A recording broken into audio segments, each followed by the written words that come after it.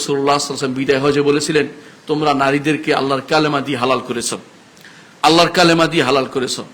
এরা তোমাদের কাছে বন্দিনীর মতো, এরা কোথাও যেতে পারে না। এরা কারা? এরা ওই সমস্ত নারীরা যারা ভালো নারী, যারা বাইরে যেতে চায় না। এরা বন্দিনীর মতো জীবন যাপন করে, ঘরের চৌহদ্দির বাইরে তারা যাওয়া চিন্তা করে না।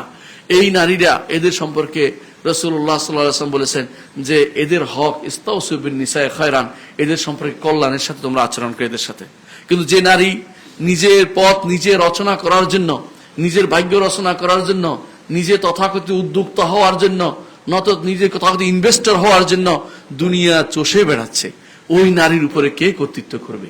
সেই তো সবার পুরুষের উপর কর্তৃত্ব করে বেড়াচ্ছে। ওই নারীকে কে শিক্ষা দিল? এটা ইসলাম তো এই নীতি শিক্ষা দেয় নাই। দুনিয়ার শান্তির জন্য এত টাকা পয়সা লাগে না, এত টাকা পয়সা লাগে না।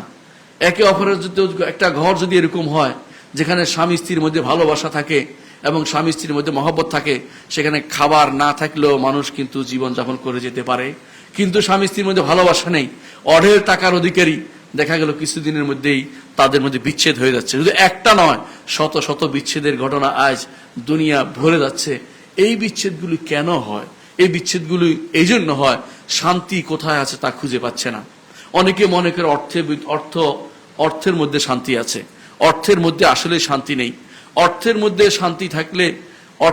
শান্তি থাকলে ফেরাউনের ঘরে তো অর্থ ছিল, তার স্ত্রী কেন শান্তি পায় নাই? কারণ দিনদারি ছিল না ফেরাউনের। এই জন্য রাসূলুল্লাহ সাল্লাল্লাহু আলাইহি ওয়াসাল্লাম বলেছিলেন, ফাজফার বিযাতিদ দ্বীন তারবাতি ইয়ামিনুক, দিনদারিকে প্রাধান্য দাও, তোমার ডান হাতে মাটি লাগুক। কারণ দিনদারি ছাড়া কোনো পরিবার টিকে থাকতে পারে না।